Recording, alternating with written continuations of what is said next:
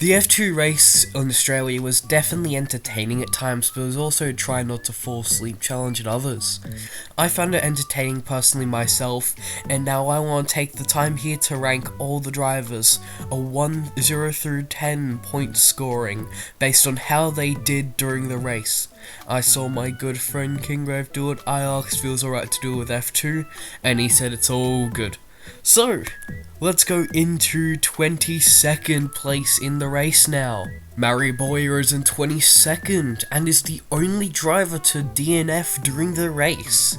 I feel like he gets a 1 and not a 0 because he was making up some positions in the race, but then crashed himself out of it. So, Nicholas Verone finished 21st in the race, but he spun on the grass at around lap 3 I think it was, and then he also just went and did nothing the whole race and fell behind Goethe, Beganovic, Keen Shields, Nicholas Solov. That's just, how do you even manage that with how many incidents happened?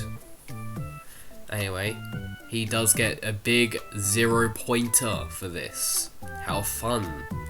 Dino Beganovic, what happened to him during the sprint race? He just fell back behind everyone the entire time. He got beaten by Keen Shields. That's just embarrassing, but he did have a good start, I think. I think he did recover quite well, past some people, but still, it wasn't a very good race. I'm gonna have to give him a good old 2 for that performance today. Now we move on to the WOT, Keen Shields in 19th. Now this is just Keen Shields, he deserves this rating. He literally is behind Ollie Goethe, who got spun out, unfortunately, and Keen Shields is just Keen Shields. He deserves no points for this race. He gets a big 0. And let's move on to the next driver in 18th. Ollie Goethe hit 18th today, and it wasn't a very good race for him as he got spun, but I feel like he was able to make some ground up, which is very good for him. But still, getting spun or spinning himself just isn't good, so I feel like 2 points is what he deserves for the sprint race today. Now as we move on to 17th position. I mean, Nicholas Solov's next up, and he was literally just punted off by Colton Herta. Then he fell even further down, then just went wide. I think it was in turn 4, maybe it was 3, it was one of those turns, but it was after the second DRS point. And I don't think it's very good from him, but he did manage to recover at least past Goethe, but I do think this performance deserves a 2. Now as we move on to 16th place, this is going to get very interesting. Colton Herta, the IndyCar star in his first F2 race, and he hits Nikola Solov, putting him all the way to the back. And I feel like Colton Herta just had a terrible race overall, and I feel like he deserves a 3 for this performance, which is the first 3 I've given anyone. How fun. Now let's move on to position number 15. Number 15, John Bennett. John Bennett literally didn't do anything good, but he also didn't do anything bad. He finished like 2 positions above where he started. I just don't think it was a good race for him, but it wasn't bad. So I'm gonna have to give him a 3-pointer, just because of how low he started and how low he is in the standings compared to some of the other people. Anyway, let's move on to number 14. 14th place consists of Emerson Fittipaldi Jr., which, just like John Bennett before him, did nothing good but also did nothing bad.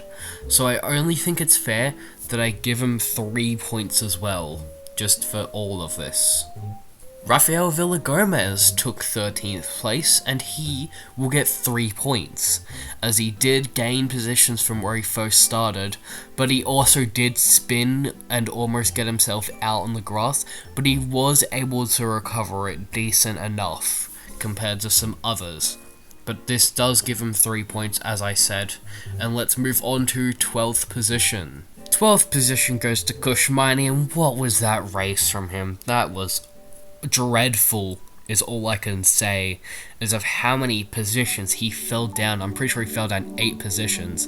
That is really bad from starting in 4th in that many laps. We have fewer laps, and he did that bad.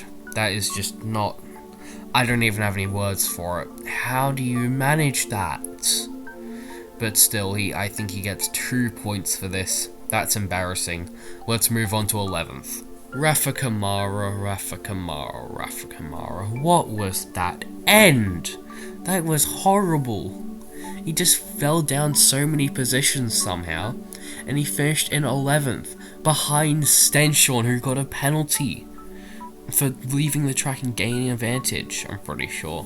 But how? How do you do this bad, Kamara?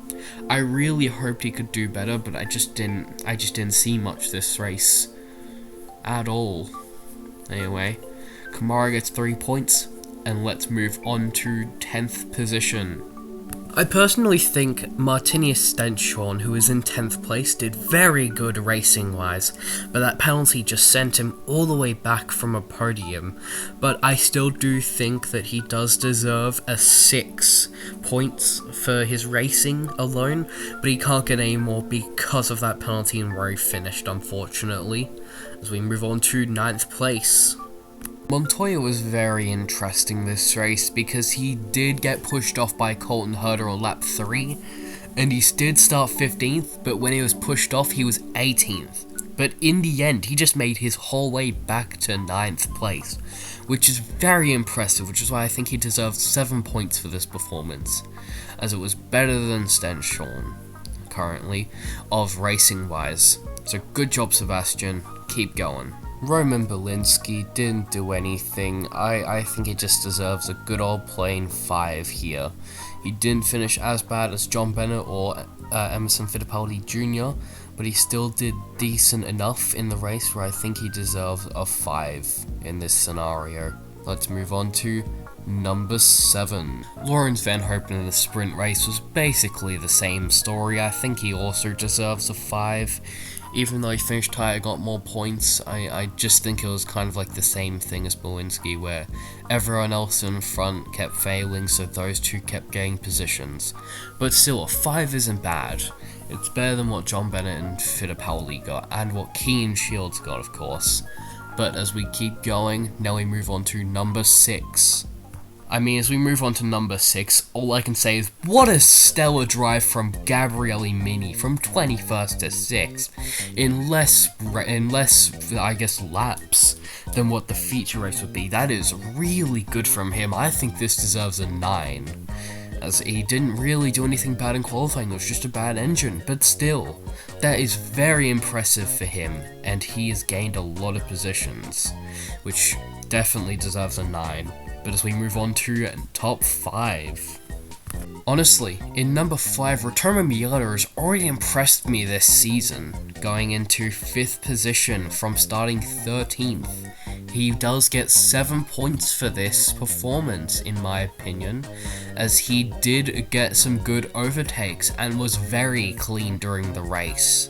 So we move on to the top 4. In 4th position, we have Tassanapol Inthapruvasak with 7 points in my opinion, as he was able to hold off a lot of people, but still did get overtaken by a few of them, and does finish 4th, and he does get 7 points like I said before. There isn't much to say, but let's move on to the top 3 of this race. In 3rd place in the sprint, it was Alex Dunn, and I feel like he deserves a 7-pointer, as he did slowly catch up to people as people kept failing to try and finish on the podium. He didn't do anything bad at all during the race, but he also didn't do much during the race, apart from overtake some people like Kush Miney at some points, but I still think he does in fact deserve 7 points. I know that Kingrave didn't expect all that much from Noel Leon, but he finished 2nd place, which is very good, starting from 7th. I do feel as he deserves an 8 here, as it was a very good performance from him overtaking people. And now we move on to the 1st placer. In your first place, it is of course Joshua Dirksen, who finished first, and he deserves 8 points for this performance. He was able to get past some people after having a not so good start off the line here. But he did get a 2-second lead. He also did some very brave moves. He won, but it wasn't a dominant drive from him, so 8 points I think is very fair. So, here's all the ratings that I've given everyone in this race, and that is also the current leaderboard for everyone. Now, when I finish the feature race, I'll get it out as soon as possible. So, if you enjoyed this, maybe drop a like and subscribe and try and beat the channel average that I get per video. Yes, it's bugged, and I don't know why. It's so stupid. But anyway, I'll see you for the feature race.